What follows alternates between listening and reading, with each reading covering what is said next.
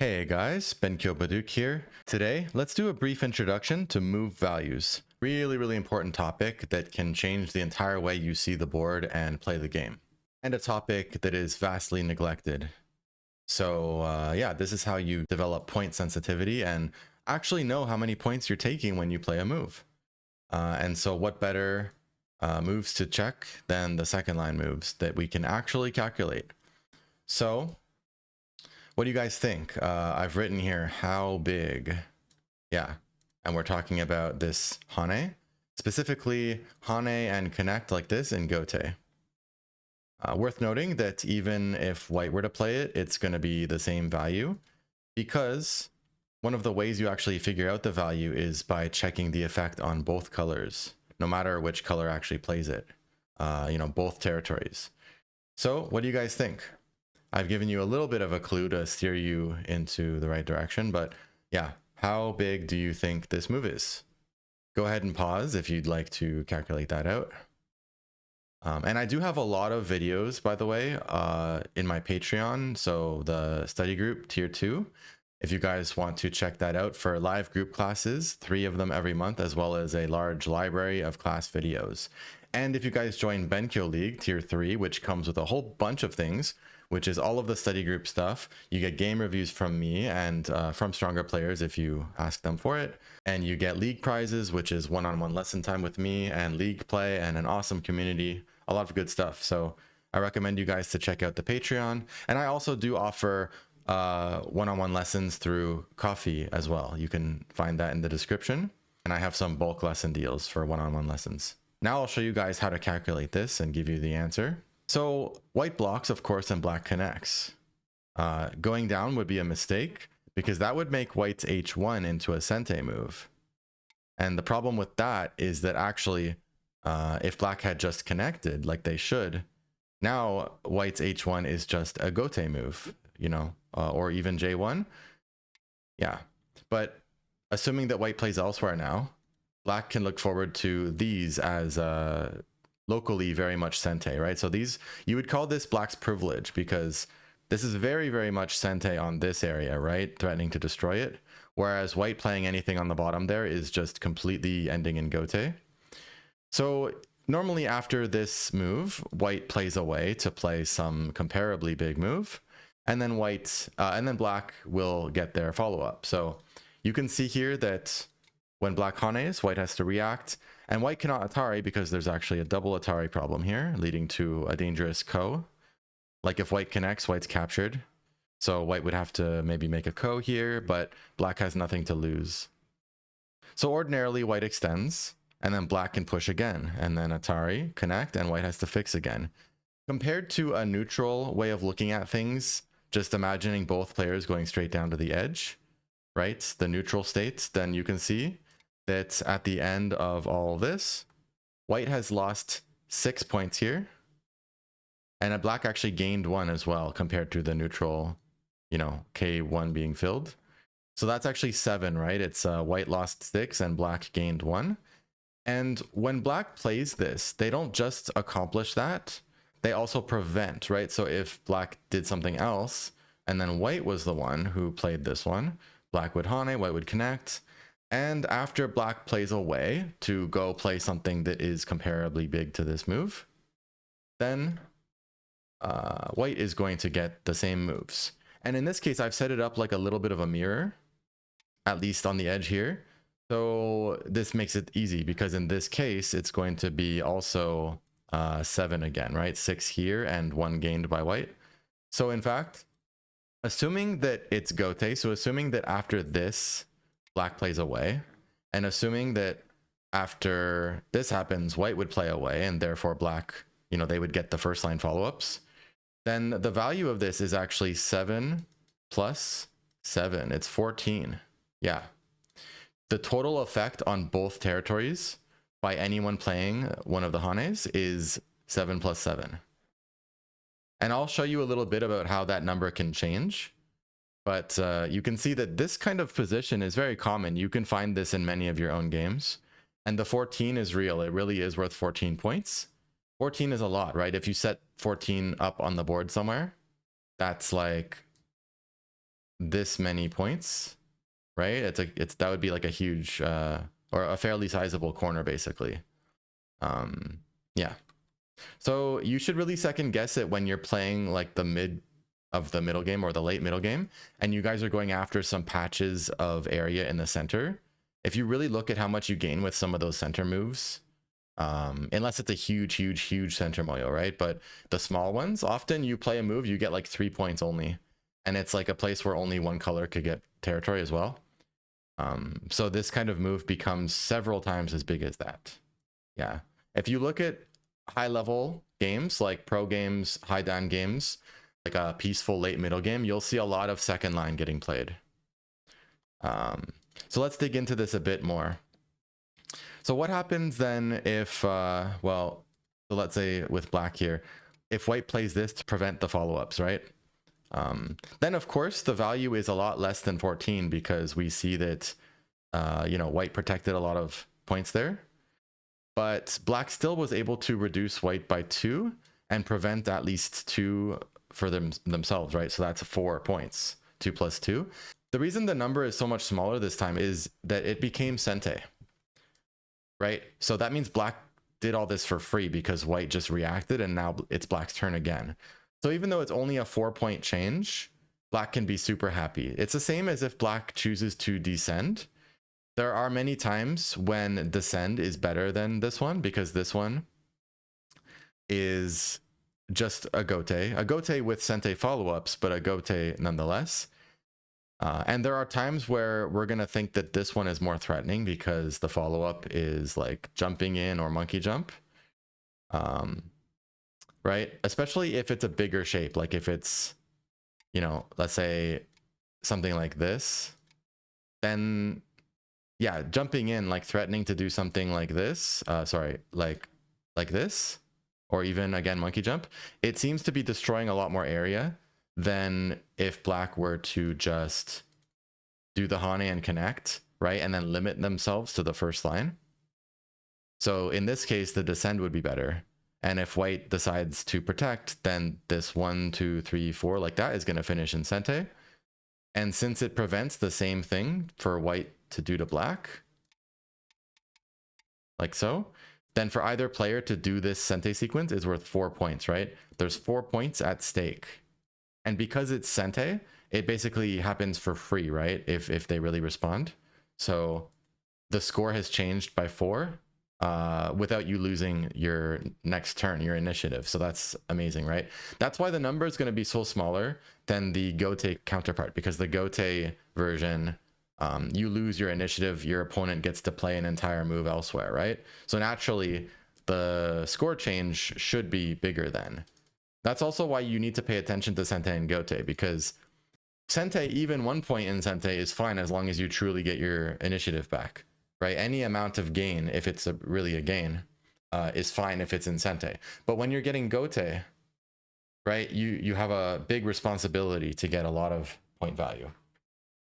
So just to explain a little further, for white to play anything here is gote, and for black to continue with these moves later with assuming perfect timing, which you should assume, then notice that these all finish in sente and it's black's turn again. So what that means is that black gets some initial value from the Hane and connect, but the latent value, the kind of the follow-ups that we wait for, are actually part of the value of the original move, because it's not about which stone or which move is getting the points. It's about like which gote, in a sense. Like black spent their whole initiative to do this because they lost sente, right?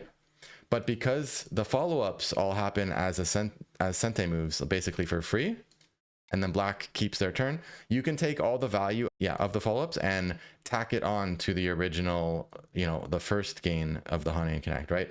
So the Hane Connect, it makes like an initial gain of 6 points of blacks, and then reducing white by at least 2 and claiming 1 here, so 9 points, right? And then the follow-up here is going to be 5 more points. So white loses an additional 4, and black gains this K1, so total 14. I remember when I was younger, right, I would go do this. I would get some money, go to a convenience store, get the paper bag, fill it with candy, and pay for that, right? And so imagine we have a small paper bag and we pay $1, right? $1 is like we pay sente, right? We take gote, we give sente to the opponent. So like whenever you're losing your turn, losing your initiative, that's what we're talking about with the dollars, right? So that's what your payment is in this case. And so inside this paper bag, we've got like, in fact, let's say that there's 3 things. Let's say we've got the sour key, the gummy bear, and the gummy worm. Sure, right? Gummy worm, gummy bear. Yeah. So first we do this 9-point Hane and connect thing. So we ate the big thing, the sour key, right? That big thing. And then we get one of our follow-ups, which is like, let's say this Hane. There, now we've eaten the gummy worm, right? And then we get the final one. Okay, now we finally ate the gummy bear. So now we've finished all the candy. But the thing is, we already had all that candy. We just had to take time to eat them all. We had to do it one at a time, right? So compare that to, let's say, we can capture these 4 stones to get 8 points by playing here. Notice that when black captures that in gote, they got all of those 8 points at once with no follow-up values to get, like nothing to look forward to, right? So that's like spending the $1 on like a chocolate bar, or let's say a cookie, like something that maybe you eat all at once, right? All of the value, we consume it instantly. Whereas this one, you got only some of the value at first, and then you just had to wait for your follow-ups, but your follow-ups did come as long as you waited, right? So whether we spend the $1 on the bag of candy or like the singular thing, anyway, the value could be the same, right? Like if I set up 7 stones there instead, then we have a good example. The Hane and connect here for either color is literally as big as capturing this. It really is. Right, this is, let me just fix this, right? So for white or black to play A here, right? So black plays here. It's 7 prisoners and 7 territories, which makes 14 points total. The difference here is that, yes, it is slightly better to get the guarantee of the 14 points instantly instead of having a little bit of delay, right? So indeed, this one is a bit more appealing, this at the top, but technically they have the same value as long as the follow-ups here down here happen as they should. Yeah. Now let's just talk a little bit about how the value here could change. Okay. So it's usually about the follow-ups. So for example, let's say black has a stone here. Then when black plays the Hane and connect, the follow-ups that are going to happen to white are going to be the same. White still cannot Atari here, so it's going to be something like this. So white still loses 6, black still gains 1. However, on the black side of things, which whether you're black playing Hane or white playing Hane, you need to look at both colors no matter what color you are, because you have to see how much is at stake for white, how much is at stake for black. So for black, to play here is to prevent white from playing here. And when white plays here, black blocks, white connects. Naturally, black plays away. And then white gets this, but this time black doesn't have to back off and end up like this. Black actually can Atari directly, because this time, thanks to that stone that was already there at L3, this Atari here, it's nonsense. It doesn't do anything. So white has to connect, and then black can connect. This time, black only lost 2 extra points instead of 4. So instead of having to fill up, these 2, black keeps those 2 extra points. Yeah. So because I know that the other one without the L3 stone is 14 points, this one I already know instantly it's 12 points, right? And so what I can tell you guys is that is like this. If we set it up like that, it's going to be a 10-point move. If we set it up, let's say like maybe like this, now it's going to be an 8-point move.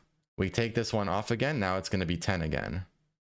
We take this off again, 14, right? And then, so like 14, 10, 12, 10, 8. So why is this one 6? Because when black Hanes and white plays here, black plays here, no one has any sente follow-up. Like black's follow-up is just gote. So when both is gote, we have to just be fair and go straight down with our assumption. Up to the G line, there's 4 points here on the second line and the first line for white. And if black plays J2 and white blocks at H2 and black connects, it's going to be only the G1. So white has 3 points at stake, which are these 3 points. And we set it up the same for both colors, right? So it's going to be 3 and 3 like this at stake, which makes it to be 6 points. So what I can tell you guys, just to fast forward on this, is that the Hane and connect on the second line between the enemy colors, it's usually going to be either 6, 8, 10, 12, or 14 points in value. And it's very common for it to be bigger than 6 or 8. Like 10 or bigger is really, really common, actually, because it's more common that we don't have some kind of stone there or like there. Yeah. At least we don't have both. Yeah, so this kind of shape with a little bit of space around here and here is very common. So 14 point or 12 point is really common. And actually this kind of thing can be even bigger than 14 points sometimes. And here's why. In a real game, obviously we wouldn't have this big stupid thing here, but also we might not have, for example, a black stone over here. So imagine that white plays the Hane and connect here. Then not only we still have all this reduction like this, but what about the clamp? What about the cut and the peep, right? So here, clamp, right? And if we imagine this thing's not here, right? It's just empty space. Then when black tries to resist like this, white can peep and then run away and then even make black in danger too and also escape. It's going to destroy a lot of points, right? White can also peep in different ways like this one. So the clamp is a real strong possibility. So that makes it worth more than 14 actually, because doing the L1 reduction becomes just the minimum that would happen, right? This would be the gentle thing for white to do. So understanding how the second line Hane and connect is at least 14 points, at least in this case, also helps you understand why white usually wouldn't continue here, because some of that 14 point value has already been taken by black with the Hane and connect up to here. So the remaining follow-ups of H1, etc. is not worth 14, right? It's going to be a 5-point sente sequence.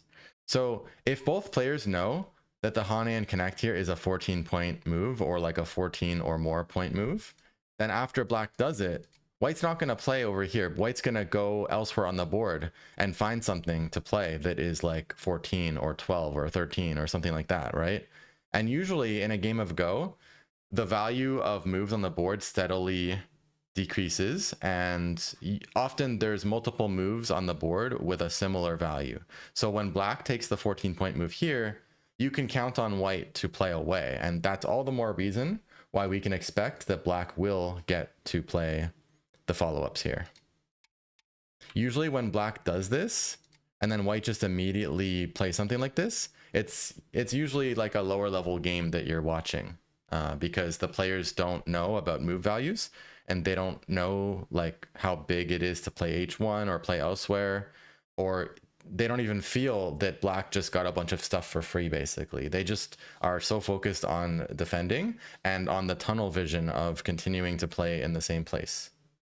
One more thing I'll mention to you guys is that there's a whole slew of big second line moves to learn as well. And even remembering some of them is going to be pretty useful. For example, let's say there's a bit of distance here, right? How big is this move? I'll leave it to you guys to post in the comments about that. And I'm happy to answer anything, you know, any questions on this topic. And of course, video requests and all that kind of stuff. There are still some videos you guys have requested, and I am getting around to those. I haven't forgotten, but you know, they're coming. I hope you guys learned a thing or two, and I'll see you guys in the next one. Bye-bye.